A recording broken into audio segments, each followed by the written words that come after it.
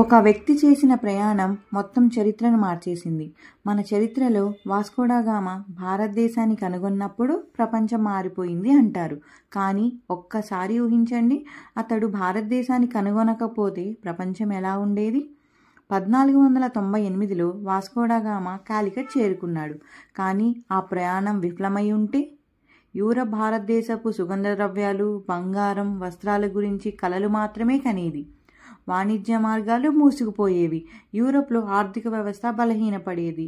Industrial revolution కూడా ఆలస్యమయ్యేది. విదేశీ దళాలు భారత్పై కన్నేయకపోతుండేవి. బ్రిటిష్ పాలన ఎప్పటికీ వచ్చుండేది కాదు.